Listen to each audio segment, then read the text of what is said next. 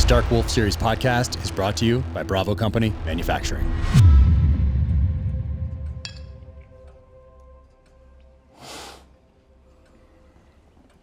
Okay.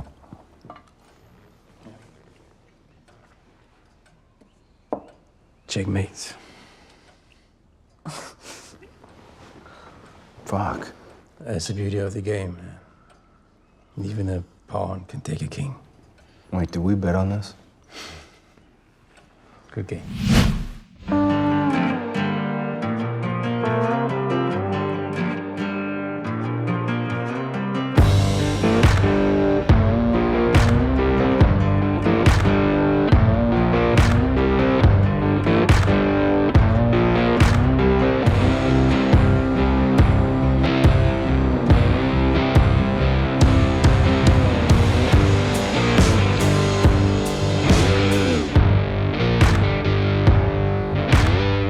And is it true that this is your first podcast? It is. In Denmark, obviously I've done radio shows and stuff, which is, I don't even know what the difference is anymore, but the radio shows are also obviously listened to as podcasts. Mm-hmm. But like a true podcast, this is my first one. I don't know. I haven't done any, I only do, the press that I have to do with the premieres and stuff. And I don't know, I just haven't done it. But, if I have to start, then is there a better place? Right? Dude, I don't think so. I think this is the one. I think this is the one. Oh, that's how I felt. Oh, too cool. Well, fantastic, man. And let's just hop right in. And let's do it.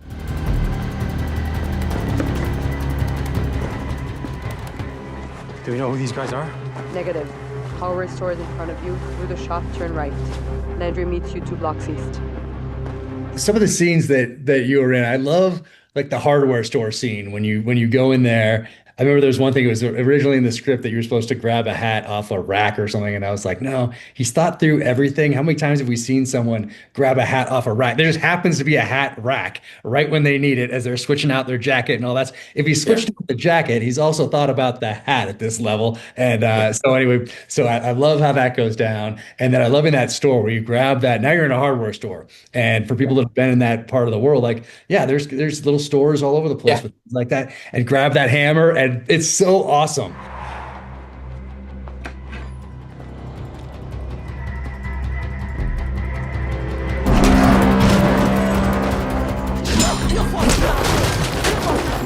And we made a very conscious decision at the beginning with the terminal list that we didn't want to do this kind of ballet type of violence, choreographed violence, which is beautiful, but it's been done. And the John Wick series did that so well. And then everyone was like, oh, let's try to do that now in these other shows. But it kind of falls a little bit below what John Wick has done almost. So we wanted to keep things authentic, just like with the uniforms, with the weapons, with the tactics, all of those things, the watches, the sunglasses, like that sort of a thing. All those things are so important. And so the same goes with that authenticity in a fight scene. So you grab that hammer and smash those guys. Well, what was that like? It was awesome. I loved watching that. I mean, it was great. And as you say, it's not a studio. It wasn't a set. It was it's a real little store that was on the street. So we blocked off the whole street, and then all these, Tom and Chris and all these great stunt guys that we have, that team, they just, they choreograph something, and then you feel it out, and then we correct it to what feels good for me and how it works in the space. And the code, the whole MO of it the whole time was that it had to be realistic. You walk in here, you just take a little beat, you find that thing, you find that hammer or whatever it is that's closest to you, and then you take it and you're just ready, and you can't stop. You just got to keep moving. We're not going to make it, as you say, pretty. It's going to be brutal, it's going to be effective, and it's going to be fast, and then you move on because more guys are coming. So yeah, that was the mentality. Exactly.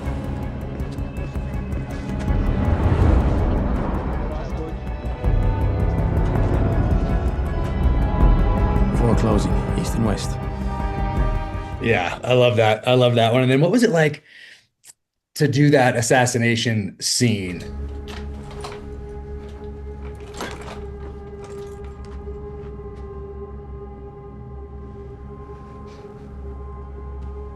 النيادين اللي جامت واحدة يا مسعود الناوي ليش؟ It was great, man. It's one of my favorite scenes. It's or it's because there's so many great characters in this show, but there's just enough space for us to get to know everyone, and it's a hard thing to write those scenes and to translate those scenes as well from your universe. That I think DeGilio's done an amazing job in translating this into this cinematic world, right? It's not an easy task, and they've given all of us enough space for us to show who these people are without rushing it, right? Because uh, sometimes in shows you gotta then you start saying who you are and what you've done instead of showing it because it takes time to show it. And at the same time, we don't have like 8 scenes to show Mo's backstory. So it's finding that balance. And I think they did a great job in a scene like this because it's kind of everybody can understand this scene. This is just a young girl sitting in front of you, but you have a job to do, right?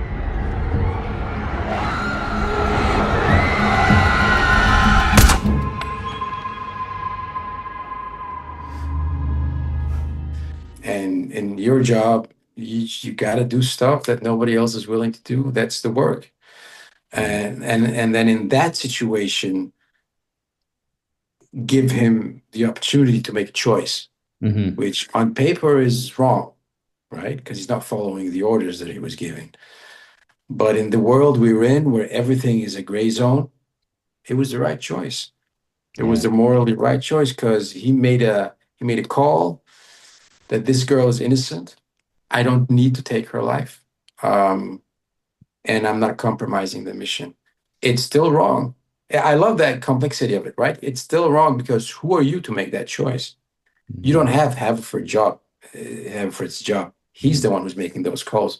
You actually just have to follow your orders.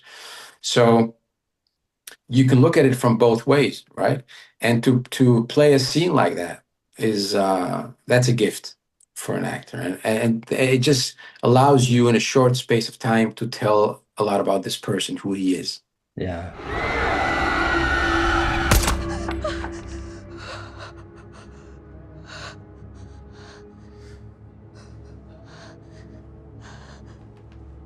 Yeah, and I never asked you this either, and I don't know if I've even thought about it till just now.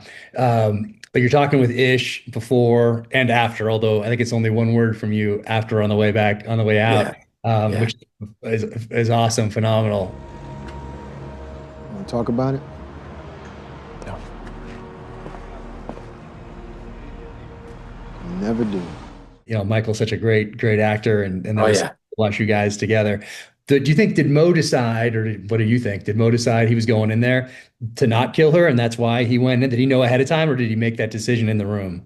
No, he definitely made that decision in the room. Yeah. And I think that's also, again, a credit to the director and to you guys and to DeGilio to give me that opportunity to make that choice in the room. Because otherwise, if you had made the choice before you go in the room, then we're just observing as an audience. Interesting. Right? We're just observing. But if you're with him in that room, seeing him making that decision, you make that decision with him. You can agree or disagree, but then you're with him in his head. You're getting the information as he's getting the information. He's in the room realizing, oh, it's her dad. She's just a kid. That's her only involvement. She's not affiliated in any way politically. It's just her dad. Now, what do I do with this? Right? Yeah. That's amazing. And then obviously we play it then dramatically because we want to make people think that he kills her, but so we go right to the moment because, and how do I do that? I'm not just going to do it to, so we can cut out of it, even though I know we're cutting out. I'm going to do it as if he makes the decision to kill her and then changes his mind, like he's like 50-50. What should I do here? And I think making those decisions in the scenes are much more interesting to watch for everyone. Andrew, I love that. I love that. And then how about the follow-on scene with Tal? I love the scene between you guys because it informs so much of both of your characters, Exactly. yours Yeah. and hers at the same time. What is it? After your work today, now his daughter's phone stayed in the hotel. But then I picked her up on CCTV at the train station. And so I love that scene. What was it like to film that one with Shiraz? It was so nice. I love that scene even more, to be honest, because also the girl who played the daughter that we didn't kill, it's, she has one scene and she does a great job and then she goes home. But Shiraz is somebody that I know and I built a relationship with, and those two characters have that's the beginning of their relationship. Mhm. And she's such a phenomenal actress as well. So it's easy working with her. And I like that. Uday, Saddam's son.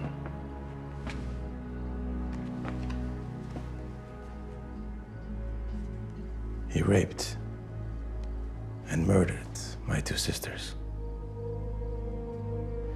And when my father asked questions, he had him murdered as well. Nobody thought to look for the 14-year-old son who survived. It was, again, one of these scenes where you get to see this guy where, he's basically caught. And how does he react to that? Like, is he going to be Landry about it and lie? And, or is he just going to say, yeah, I made that choice. And what do you want to do now? Let's go face the consequences. I stand by that choice. And also, by the way, I made that choice with my eyes open, right? And this is the reason I made this choice. And then he explains to her, without getting sentimental or anything, this is who I am. This is what I've seen. And I still made that choice. So I didn't do it because I'm naive or anything. And now I'm ready to face the consequences of that choice. What do you want to do?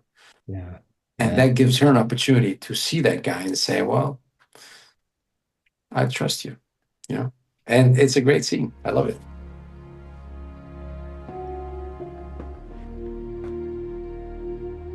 What happens now? Nothing. I ran a full check on the girl. I don't think she's a threat. Or that you are. Which is the only reason I didn't bring it to Elisa, yeah? I like you, Mo. Have a good soul. I feel like I can trust you. I love it too. And she has her decision to make, and she makes it in that room. I don't think she knew what she was going to do in that room either. So it's a really cool dynamic from one scene to that one. And it's fantastic. I also think there's more here. I think there's more. I'm going to be fighting for it. There's more Mo out there as far as something that focuses on.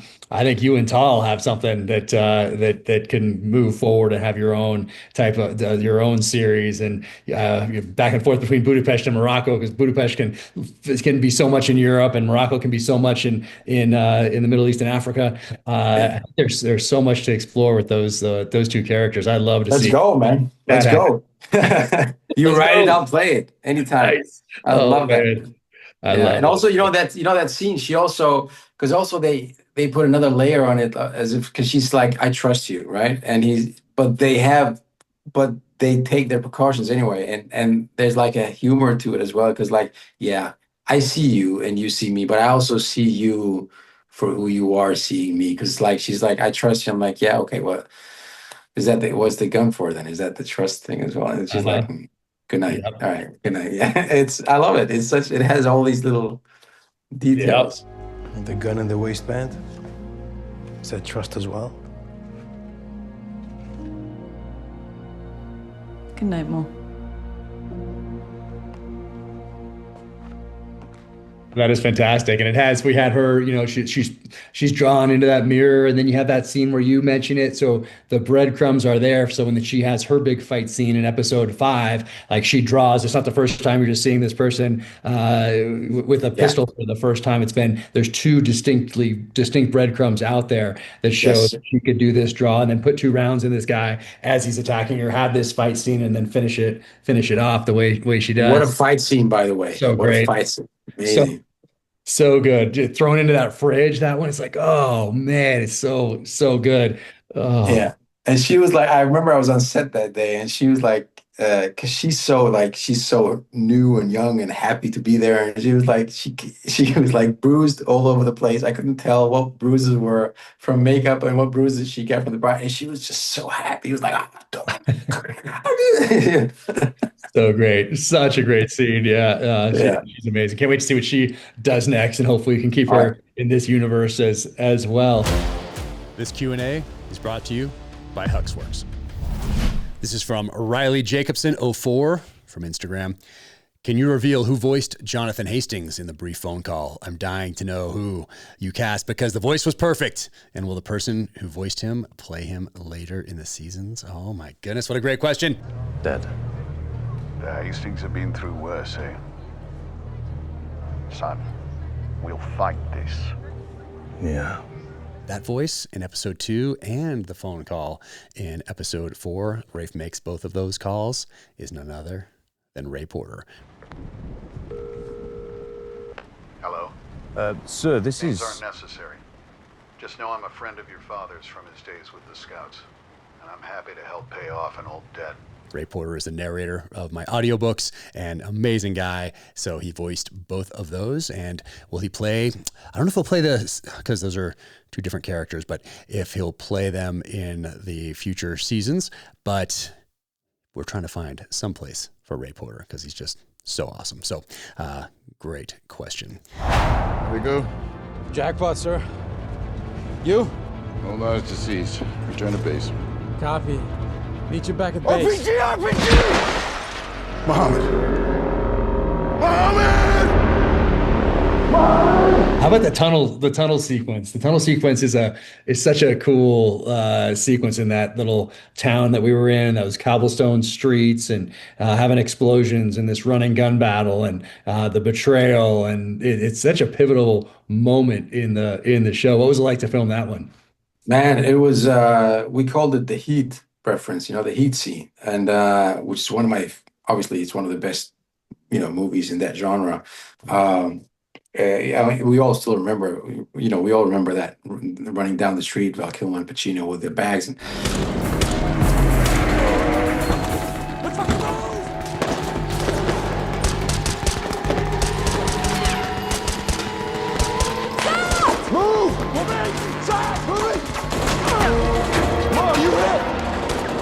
I gotta say, man, that scene, I was so gutted that Mo got shot early in that scene because I wanted to be part of that running move. Oh, yeah. I wanted to run through the tunnel. I'm like, I actually tried to convince I think Dave or the director maybe. I said like, well, I totally get that he should get shot and stuff, but can we shoot him maybe like 50 yards further out so I just get to do a few more runs? And they were like, no, he's got to go down. Oh, I know the train didn't allow for it. That bottleneck. I know. That The space didn't allow for it.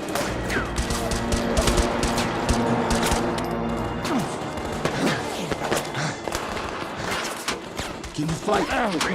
Fuck. No, but I thought it was a great scene. All the action pieces, man, they were so good. And because they had this tactical element to it, they had the pace, and then you think it's over, and then you get this big surprise, right? I mean, what an ending for that episode. That's a good one. No one saw that. No one saw that one. No coming. one saw that coming. Nah. Yeah, that was fantastic. And Landry gets to have a moment. Move! Get in the car, let's go! All out! Henry, move!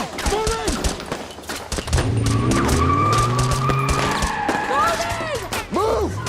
Coming in and with the car and make up for some of the things that he's done up to that point, I guess. Allow him to be part of the team going forward to finish up this season anyway, with little hints of what's to come in True Believer. Exactly, and that's the thing. We were all like, we all read the books and we were fans of the books. So sometimes we had to kind of also remind ourselves, like, yeah, for Dark Wolf to work, we just we can't elaborate that relationship more, even though we want to. So Make that 6. I'm surrounded. The hell, a tertiary. Move me out. I got him, Edwards. You're clear.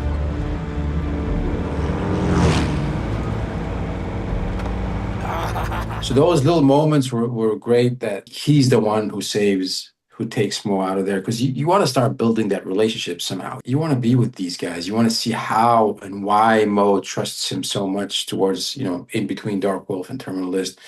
Um, there's a lot of meat there, and so we tried, and I'm glad that he was the one who got to. But then the way the action pieces is, you have to roll with it, and there was no time for him to like really sit down with me or put. So it was just like a fast paced. But as you say, it's breadcrumbs, and I think that's also a good thing about the show is it works on so many levels. Like I think for people who haven't read the books, they can enjoy the show totally as it is. Yeah. But for like the real hardcore fans, like who've read the books, I mean, moments like that, it's like, oh, Landry and Mo in the car. Yeah, it really works, and people were so fired up about it. And then Landry gets to kind of earn his place on the team for what's to come on the tarmac, and that scene, crazy. Oh, I still need to, because I wasn't there that day, unfortunately. But that scene, like those guys just getting shot up inside the fuselage of that aircraft.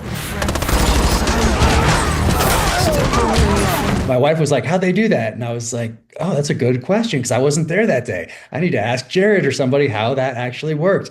But what was that scene like? Because it's cool, you and Landry in the car, and then you in essentially the pole position in that scene where you guys find out that the bearings are real, and all three of you in that are so good.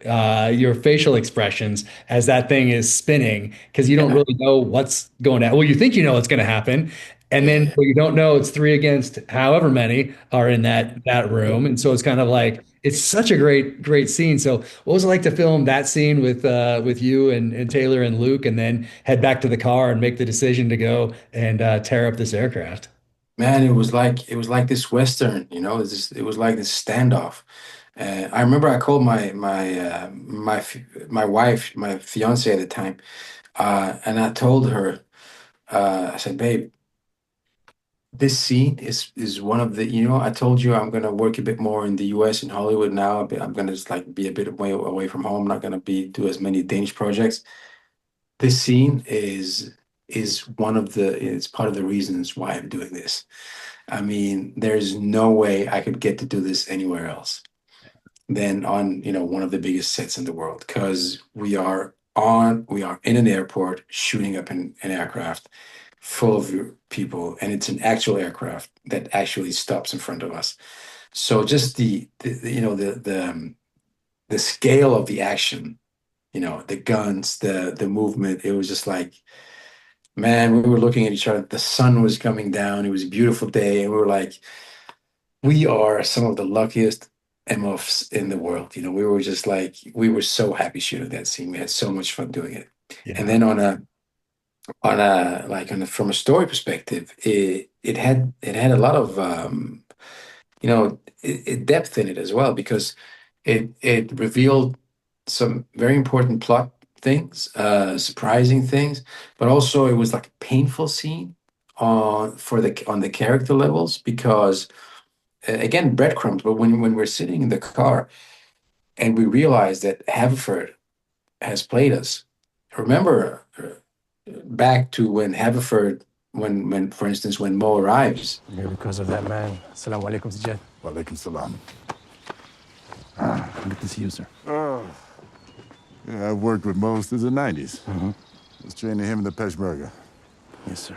And who do you think I called for your references? Huh? And you see the respect that Mo has for Haverford, and that relationship, that almost father-son relationship. He's the one who brought me into this. I was a street kid. Mo was a street kid, a chameleon. He's made it like on his own. And then Haverford comes and homes these and refines these skills into making him who he is, this loyal killing machine, right? With a good heart. And suddenly he realizes this man has betrayed him. Fucker. We now know who played us.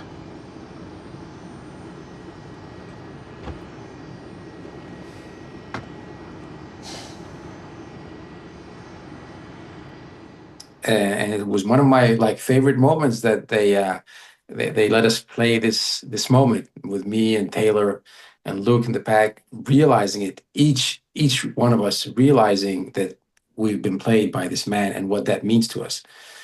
And in that moment, like Mo, there was like real pain, real disappointment, and how quickly Mo turns it into, so what do you want to do? What do you want to do? Even a pawn can take down a king. Say when. So great. And so that moment in the car is amazing. And then Taylor looks at him and says, even a pawn can take down a king. Yeah. Say when. And then they go. I get goosebumps when I think about it. Man. It's amazing. So awesome. So awesome. Oh man. What do you take away from working with Taylor? Because I mean, you guys are so good together, and I love the dynamic between each and every one of these characters and actors is so cool because they're all slightly different because of their position in the team and in the story. Yeah. And everybody just crushes their role. There's no like duplicated effort when it comes to character or telling the story, and it's so amazing. But what was your takeaway from working with Taylor? Horrible. I still have nightmares about it. He's one of the worst persons I've ever. No, man. He's like, the characters are very different because they're written that way, Assalamu alaikum, Chief. Wa alaikum salam, Major. Colonel? Chief Hastings. How's that driving, mate? We clocked 4, 5 ISIS spotters. The universe is so well thought of that, everybody has their function and what they are. But on a personal level, I think Taylor is the one that reminds me most of myself. And, we had a lot of conversations about that meeting. We're kind of from the same mold actor-wise. We're both a bit to the dark side, that's where we're most comfortable, and heavy and I watching him work, it was like, because he was the lead. And Chris said it very well. Like, as a lead, you have to take responsibility. You have to take responsibility, and the way you do that reflects kind of the rest of the show and sets the tone. And he really did that. I mean, he took that responsibility on his shoulders, and he would ask the tough questions, even though we're busy, even though but I could tell, like, from like after a few days, the questions he asked, I'm like, yeah, this guy's instincts are on point. It was the exact same questions that I would have asked in his position. And he's like one of these guys. For him, it's about being truthful to the character and being truthful to the story. It has to make sense. The story has to make sense. If the story doesn't make sense and his character doesn't make sense, then the rest of the show doesn't make sense. So no, he's on point. His skill level and his instincts and his work ethics, all on point. It was a pleasure working with him, man. Yeah, each of you, everybody in the show, what stands out to me is how invested everybody is in their character, and and I think it raises like everybody was just so on their A game the whole time, and it was such a pleasure to watch and so much fun getting to know everybody, and it's just I feel so fortunate, and I'm so glad that each and every one of you said yes to this. We're the fortunate ones, man. Stop it! You've created this world, and we're just allowed to be in it. Oh man. And then one of your final, I think it is your final scene on the motorcycle, putting that bag down on top of the car.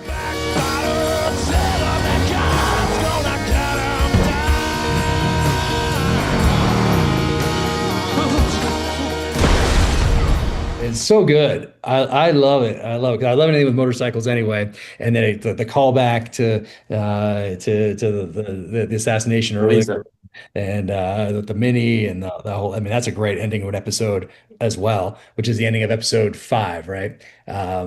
5 is that's a killer. I mean, there was the tall scene, the tall fight scene, the hostile fight scene going down the side, and then the mini blowing up and having that surprise there with Elisa getting killed. That's a banger. And then going into 6, where you guys have the tarmac shootout, which is, I mean, just incredible. I mean, that's hard to top as you move into the final episode in 7, especially when the biggest fight scene isn't at the end of that episode. It's closer to the front middle, and then the acting and the story takes it the rest of the way through to the very end, and it Yeah. still works and is so powerful. But I love when you put that bag on the top and the visor and everything, and that's really you riding that motorcycle for those that are Yes. that are Yes, it listening. is. Were you nervous? Were you like, all right, all these people are watching me. I can't let up on the clutch and have this thing stall out right at the time this thing's gonna explode. Like, were you ever thinking like that, or are you just super confident about riding that thing? No, it's not because I'm super confident. I'm just like, I think it's like, I think the higher the stakes, the more I enjoy it somehow. Yeah. I don't know why. It's just the way it is. I think the bigger the task, the bigger the set, the more, and then you just have to dissect what is it you're doing right now. So obviously, there is some technical stuff with the clutch and the bike, and you have to learn it, and then you just do it, and then you learn it, and then it's all about the look to that guy, because you don't have time to milk it. It's one quick look, so you have to make a choice to make it. Okay, you see me, I see you, motherfucker, and then you just put that, and then you go.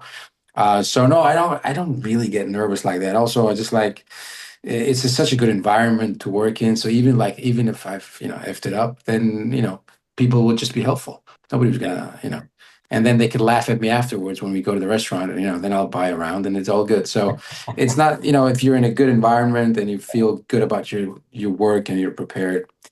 Yeah, it's a waste of time to get really Yeah, yeah. rusty.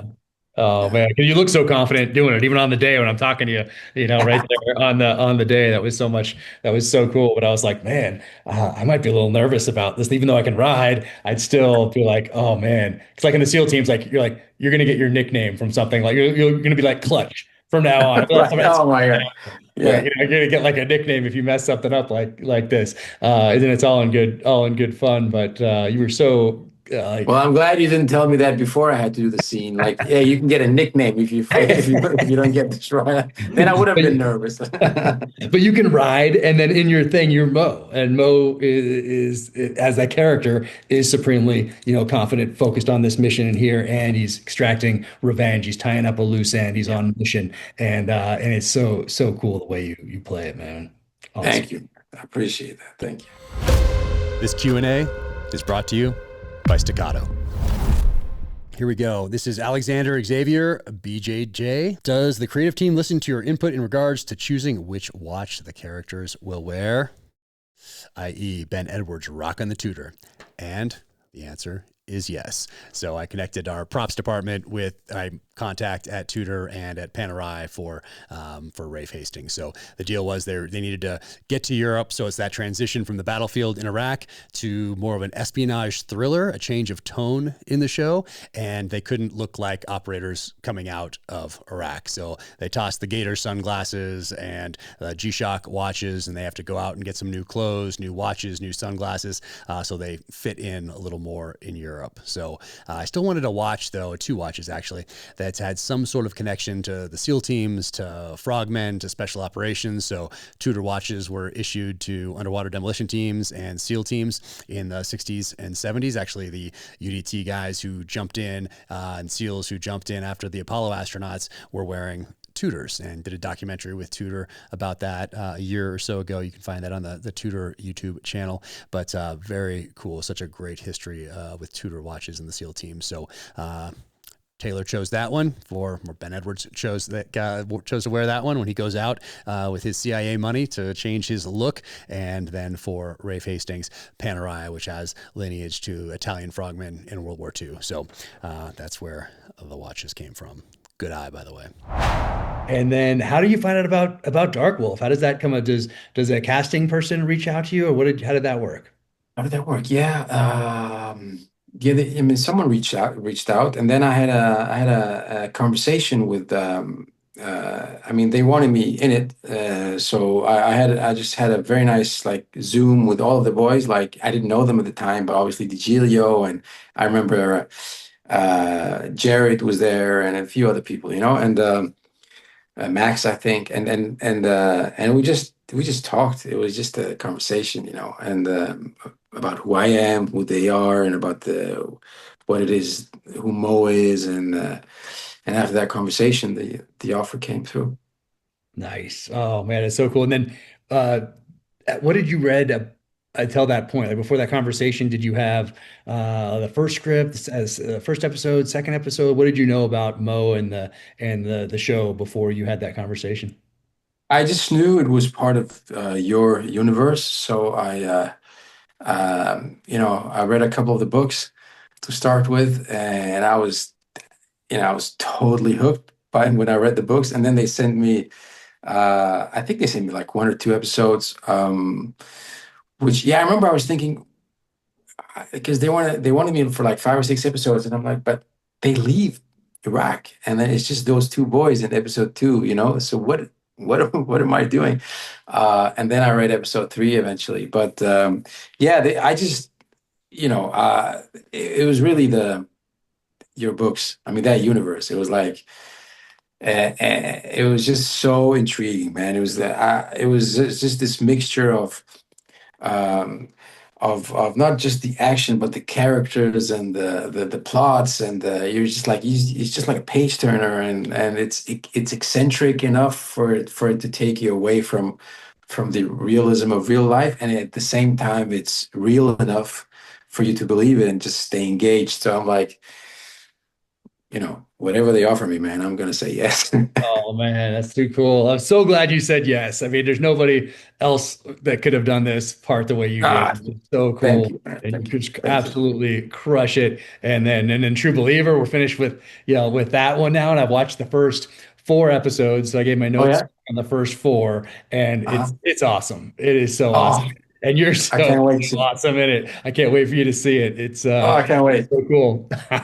So yeah, working through those ones right now in post-production, of course, and then we'll see Yeah. where things go from there, and hopefully Yeah. a little bit more about Dark Wolf in the coming weeks. There's so many people are just have reached out, and they're loving the show. So I've only gotten positive feedbacks from everyone. It's just It's crazy. been really And good. It's been really people good. were fired up about Dark Wolf on book tour, so that was pretty cool. That was pretty cool. Amazing. Actually, I don't know, I posted about it actually. I didn't go into too much detail, but I was in Florida for one of the stops, and there's these two guys there, and one of them asked a question, and I couldn't quite catch it, kind of because of the accent, and I was like, "Wait, they're asking?" I'm not. It was out of context, and the question was out of context. I was like, huh, okay. And then they came through the line and they approached and they're like, both of them were like, do you remember us? And I was like, no way. And they were from Iraq, from this unit that we were in that I based Mo on. And these are the patches that I What? wore on my uniform in Iraq. And they came through. It'd been 19 years. So it was 2006 that I did that. And we had this. This is our coin for the unit. And those both of them came through. And it was so surreal. And I posted a couple of pictures, and you can see my face. Some of the photographer captured it as I'm like, as it's going through my mind, like, wait, what? And then there was hugs and all the rest of it. But it's Oh all, man. that unit was Mo's unit. And then those guys 19 years later show up at this event, and it was like hugs, and it was emotional, and it was wild. Now they're both U.S. citizens and doing things here, but it was pretty surreal. But it was crazy that's I mean that whole thing is Mo's unit. That's amazing, man. That's crazy, and that just. And I think that's also part of the strength of the show is also, you have this, it's this wild plot, and it's larger than life, and it's very entertaining, but at the same time, it's all rooted in some kind of realism. Yeah. Everything is something that could happen, has happened. It just, it made such a big difference that you guys were there, and that Jared was there all the time, Max was there all the time, and it just gave it this, Kenny, all the other guys, it just gave it this it grounded it somehow in a realism which was it was kind of it was life and death. It was dangerous because you know that these guys that are standing there watching you doing this, and we're just having fun, we're making a show, but they've been through this.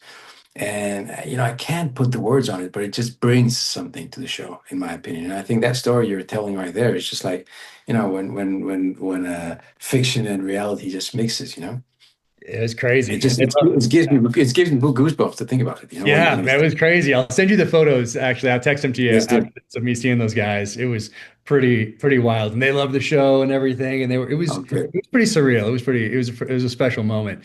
But Okay, so first day on the set, what was that like? So now you've read a couple episodes, and here you go, and now you're going to meet everybody in person rather than on Zoom, and we're filming in Southern California, and Oh, it's doubling for Iraq, and here we are. And were you just off? Did you just get off the flight, or did you have a little time to acclimatize, or did you just get thrown right in the mix? I don't even remember, man. I just feel I think it was I didn't have a lot of time to acclimatize. I did do a little bit of training with Jared and some of the boys, and it's just I feel like the last couple of years it's just been I've just been hanging out with you guys. It's all like mixed it together now because we were either in the States or in Morocco or in Canada or in Budapest, or we were in New York at a premiere, or we were watching the show, or it's like it's all mixed up together now. It's been such a huge part of my life for the last couple of years. So when you ask me about the first day of shooting, I'm like, I don't even know anymore. Yeah, But yeah, yeah, it was different. I think the US the part was a bit different because it was a lot of action. It was the bridge stuff, right? No, that was in look. No, that was in. that was in No, that was Budapest. in. It was the like essentially where the first episode ends so it's Taylor Right. and Ben doing that, you in the room with him doing that stuff, the compound assault, the 50s on the back of the Humvees lighting things up. Yeah, exactly. So it was a lot of action stuff. It was a lot of action stuff, and everybody were dressed up. It was like night shoots, and it was just like just do it. Keep up. Don't stand in the way. Of this train, which seemed so huge. And then when we got to Budapest, we got time to get to know each other and kind of fall into the rhythm. And we had the apartments next to each other, and man, I've made friends for life on this show. I've met friends for life. It's just, and I hope and I think it translates to the work as well. Often when you're on jobs, you make friends, and I don't know what the term is for it, but it's like movie buddies or something because it's very intense. We're away from our families and what we do. We're just also passionate about what we do, and you just give yourself to it, and there's this beautiful energy about it. But then it's also part of the job that then you say goodbye. It was just the experience we had together, and then maybe we'll see each other in the future. And if not, it was just a good experience. That's not the case on this one, man. This was like it became like friends for life. Like Tom was at my wedding, and it was just a different vibe, and there was not one moment of here I am lonely in Budapest, in my apartment, or so. It was just like your phone was just ringing off the hook. Either we're playing paddle, or we're at the gym, or we're at a restaurant eating, or just talking shit. It was just. I think the casting process it was about getting the right band of brothers together. Yeah. And I think you guys did a good job on that. I really think. Yeah. Thank you. Those phone calls in the beginning, they're all part of it. It's so much I about think so. getting the right You people. were you were you were involved in the casting, weren't you? Like you were. Yeah, I didn't do that call with you for some reason, but I do like the second ones and Yeah. the readings, and then I'm on there to watch the chemistry reads and all that stuff. Right. Yeah, the first season it was only Chris because I optioned it to him. Yeah. I wasn't involved in the casting for the first season of the Terminal List, but then now for True Believer and for Dark Wolf, I was involved in every aspect of it because I learned, I think, on the first one that I could, and I learned, and I'm approaching everything as a student, but also they saw what value I could bring to the show, and so you're kind of proving that, even though I didn't, go in with that. I just went in to try to add value, but not with the expectation or hope of anything else. It was just how can I add value here to make this the best show that it can be, and then I think they just saw that, and now I'm involved in every aspect of the whole thing, and but that's a huge part of it is not having somebody in there just because they're a name or something like that. It's a hey, we're bringing somebody into the family, into a very close knit family. Yeah. And you don't want to Absolutely. bring someone in who's going to ruin it for everybody else, type of a thing. Exactly. Bring somebody in who's going to make it a horrible experience for these other people who haven't invested in this. And there were no bad eggs. There were no bad eggs. Like no one. Like we literally it didn't matter who was off that day. Then you just hung out with them. It was just who's going for dinner because it was just you just loved everyone.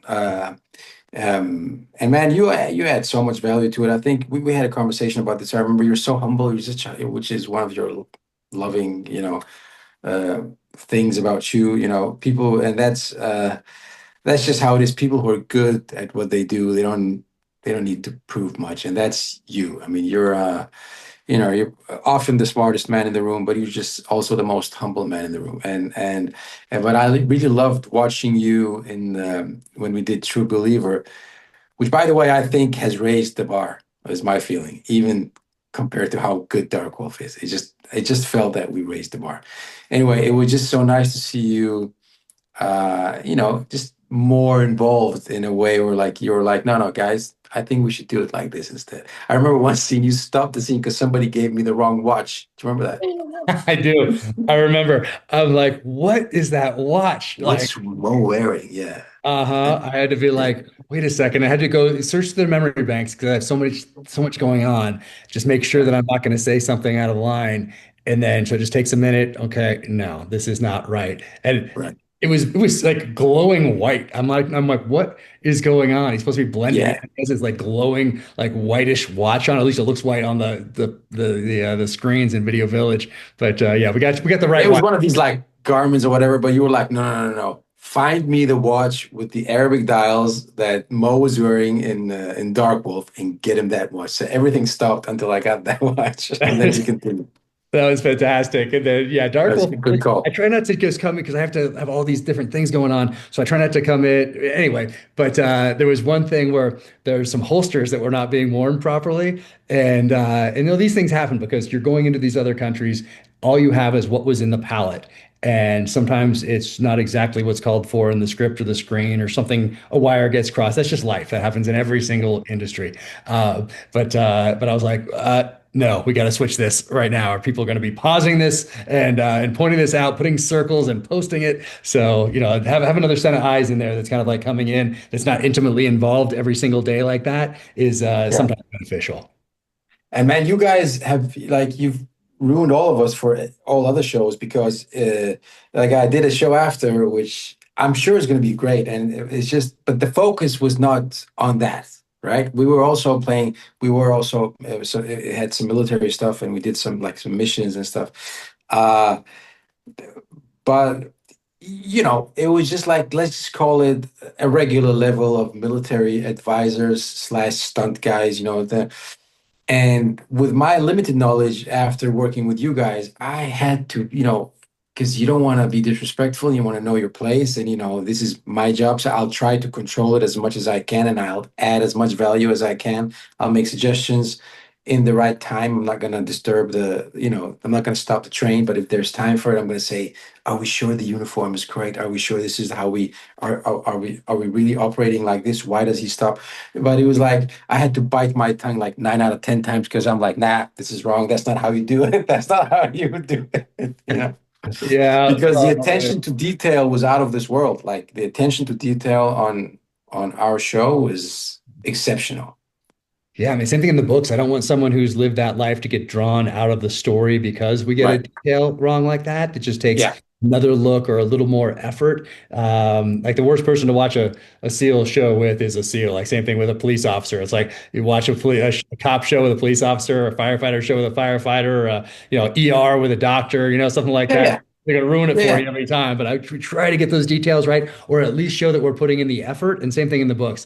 If I show that I'm putting in the effort, then someone recognizes that and they can go along with the story, even if something's 100%. a tiny bit Yeah. off for We're all whatever. going to fail, but it's exactly what you're saying and that it was a gift because that normally as an actor, that's what you love. Like when I play a heart surgeon back home, I put so much effort into like how they take out their gloves and how they put on the and to a certain level, then the production will say, well, can we just move on because they were and for me it's always like, but if I can convince the heart surgeon, then everybody else, even those who don't care, subconsciously are gonna have a better experience. Exactly. It's something, even though they don't understand it, they're not going to be thrown off.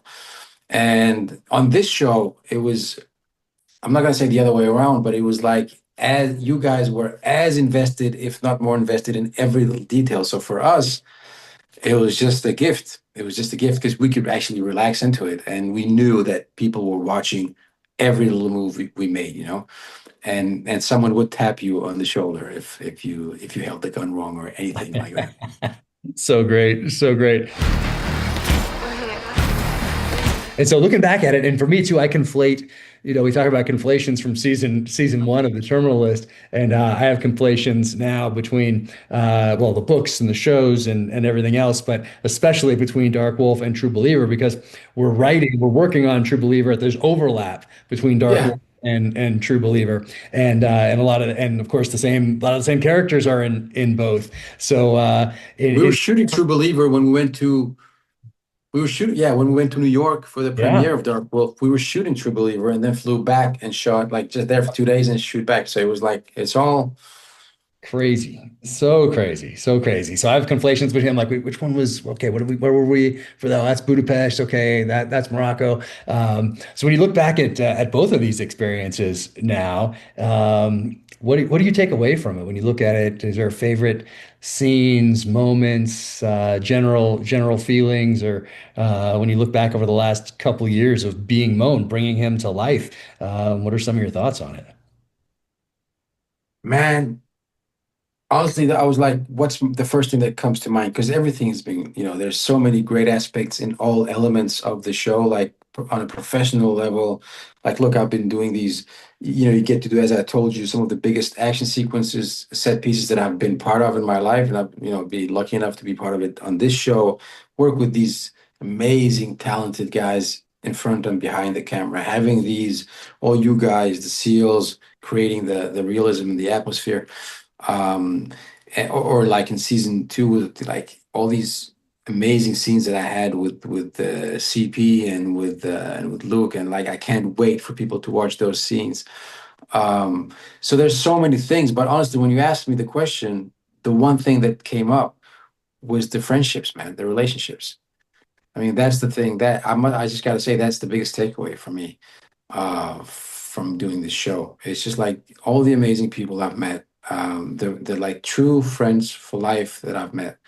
And even though we travel all over the world and we're busy and we have our families and our lives, like our WhatsApp group is still as stupid as it was, when we got to know each other, and as silly as it was.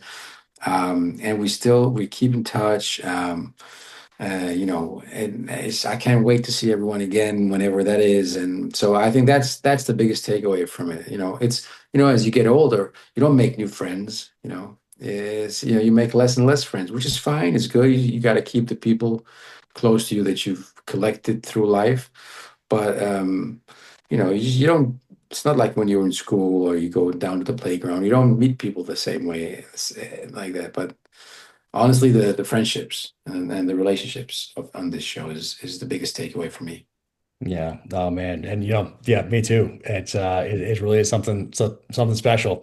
And then the premiere, we had such a fun time at the premiere. It was so amazing. The pictures are there. My agent was there and she was like looking around at the after party and she was like, you guys really love each other. You guys really want to be around each other. She's like, I've been like hundreds of these things. She might have said thousands, but I've been to so many of these things. I've never seen one like this where you can really feel that everybody here just wants to hang out with each other. They're not here just because they have to and then get out. They like want to hang out together and want to talk and have a good time and catch up and reminisce and talk about the future. And she's like, you guys really are a family. This is amazing. It was really cool to watch her because she's like a tough, like, New York agent, very Right. pragmatic. And so for her to see her like that, I've never seen her like that before. That was really cool. But premiere was amazing. And then but I did learn something for the next day for the press stuff.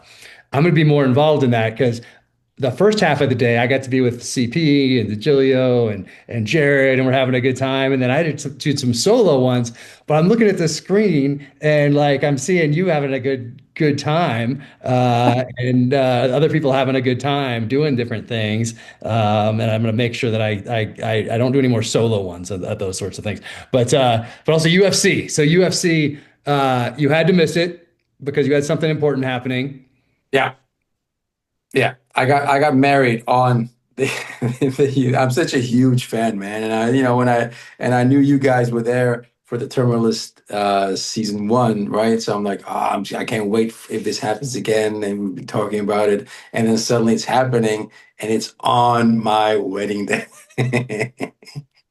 Oh man, My yeah. wife actually looked at me. She's like, "You're coming to the wedding." I'm like, "Yeah, of course I'm coming to the wedding. I'm not gonna blow up our wedding." Well, yeah. So yeah, I was gutted, but hey, it happens when it Yeah. happens, right? Yeah. No, it was a good time. It was so I got to be there with LaMonica and Taylor, and we got to be there in the front row. I think I sent you a picture, but we were thinking of you and missing you, and it was so much fun. So I'm not sure if a lot of people know your backstory. They know you as an actor. They know the things, things that you've been in and all the things that are coming out and all the rest of it.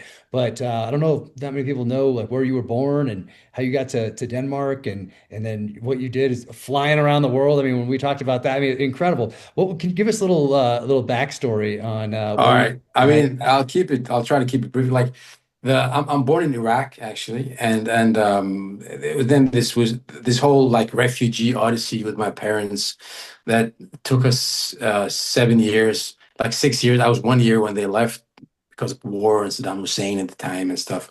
And we lived in different countries, man. I even lived in like on the other side of the Iron Wall at the time, and then we ended up in Denmark, Copenhagen when I was 7.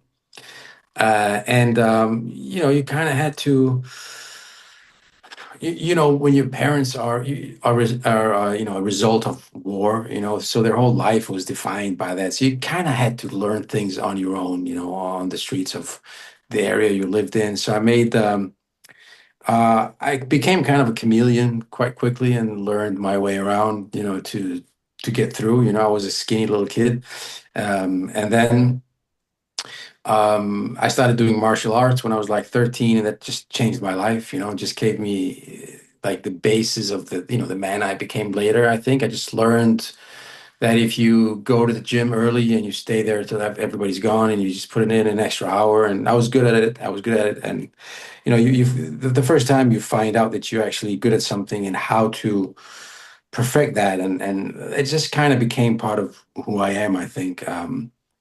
And then I grew up, and I had this dream of becoming a pilot because it was a very naive dream, but it's just like for me, there was an airport close to this area where I lived, and for me, it was just like it was like a symbol, I think, of the status of becoming something else, of getting away from where you come from, and the uniforms, and I thought, and the ladies, and I was like, this is what I want to do.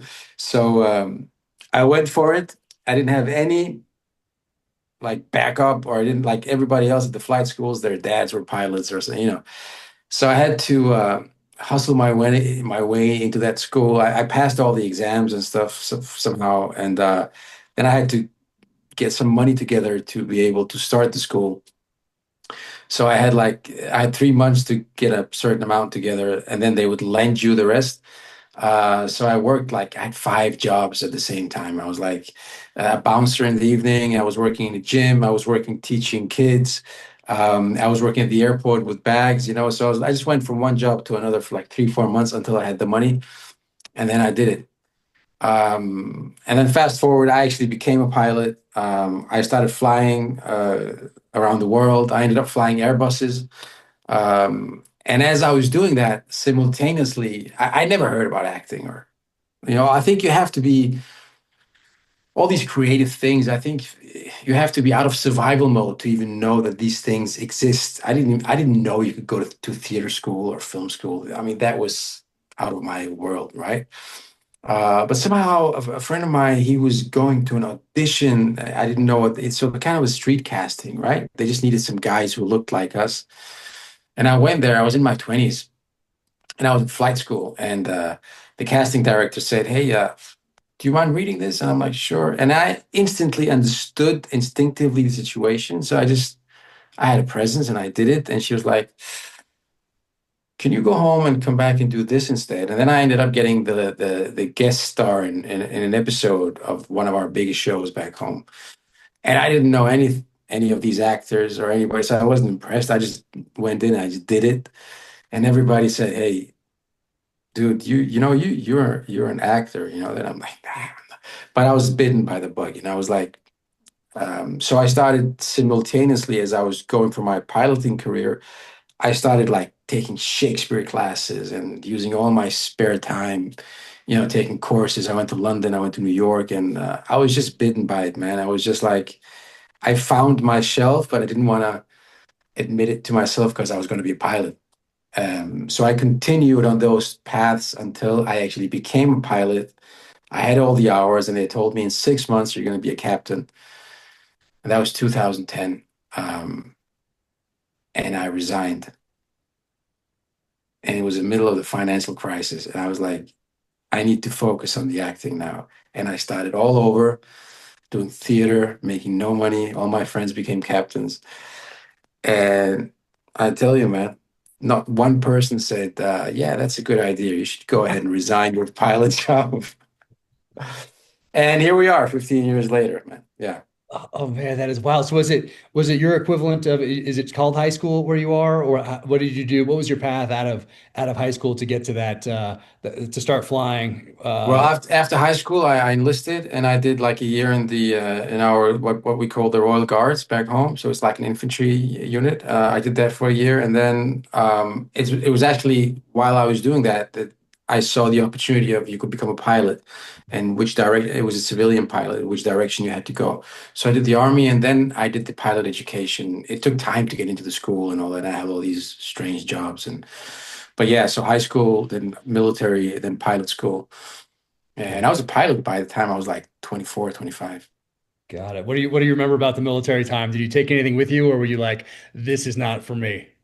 Oh, yeah, I did. I mean, back then, Denmark wasn't really involved in any of the conflicts yet. So we hadn't, our military was kind of, I was gonna like sleepy, It was like, it was a peacetime military.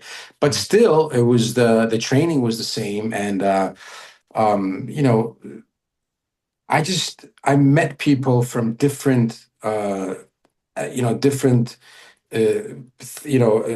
geographically, but also so socially in society. I met different people, and once we were in the army and we put on the uniform, we were kind of the same. And I learned very quickly what kind of persons I was drawn to and that I could relate to. And, those guys, like a lot of I was from Copenhagen, a lot of tough guys who talk shit and, a lot of show off and, which was very different than what I loved in the martial arts community.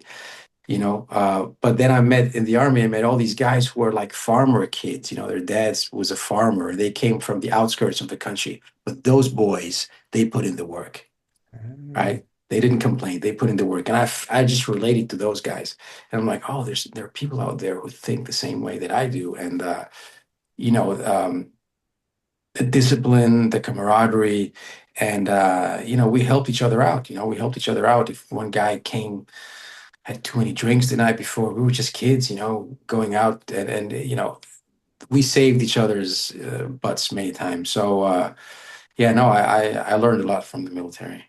Yeah, I think that's the part of the saying. One thing that is similar about all militaries the world over is saving your buddies after they've had a few too many drinks Yeah. at night. But how about languages? What languages did you have at this point? Well, I grew up speaking Arabic with my parents. Unfortunately, I don't read and write it, but I speak Arabic with my parents, and then Danish quickly become my mother tongue, basically. I learned English in school and or basically from watching movies, I think.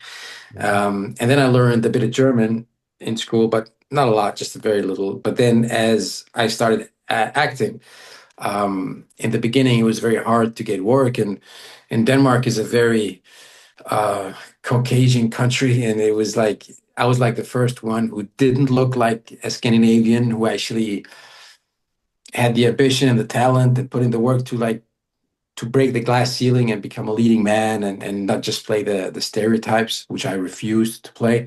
But in those years, fighting my way up after I quit flying, um, those were the hardest years. I learned German. I learned German because I got an offer for a job in Germany. So I just learned German for it, and I started working more in Germany until I started working in Denmark.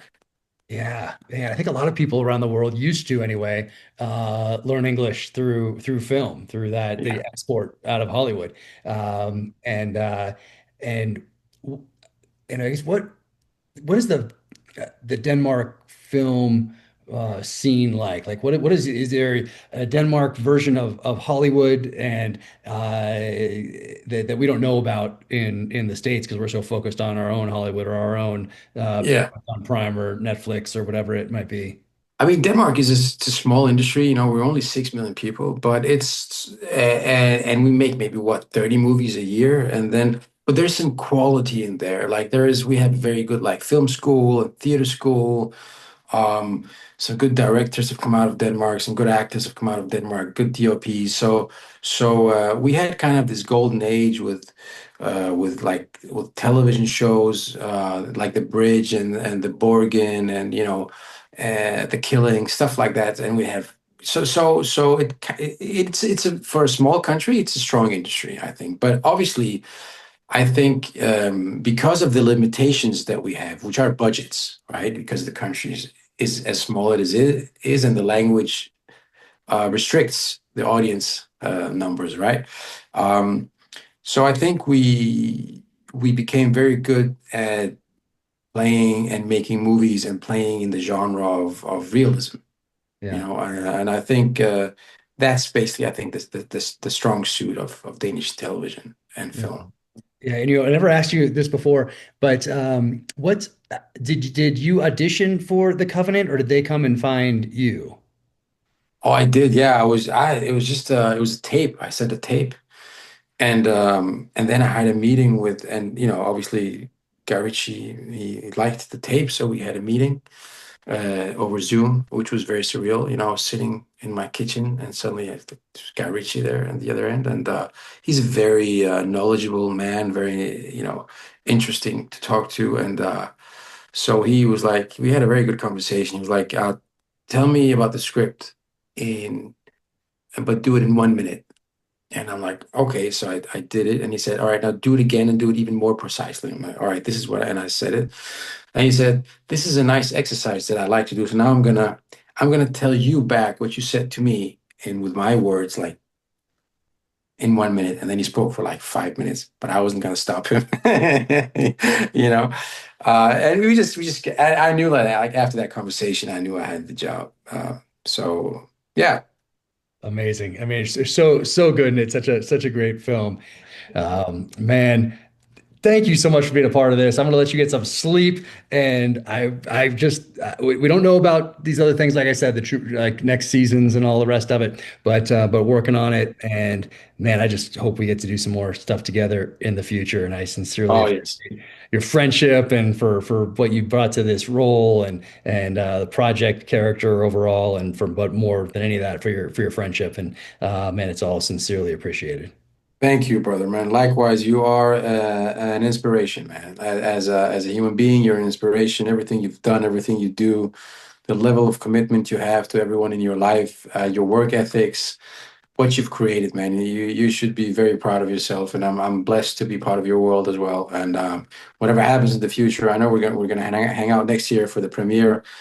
Whatever happens, I'm just glad you're in my life now. And yeah, man. I'm gonna get sentimental, so let's just end it there. I'm gonna go tug in. Let's do it. Let's do it. Well, regardless, I'm going to see you. My wife and I are going to come over and see you guys. Oh yeah, at some point here. This summer got crazy, obviously, with you too, with everything we're filming. But come over and see you between filming sessions here. Yes, please. In the not too distant future. Absolutely, yes, please. Anytime. Mi casa, su casa. Awesome. All right, Thank you, brother. brother. You take care, and we'll talk soon. Okay. Take care. Right. Say hi. Bye.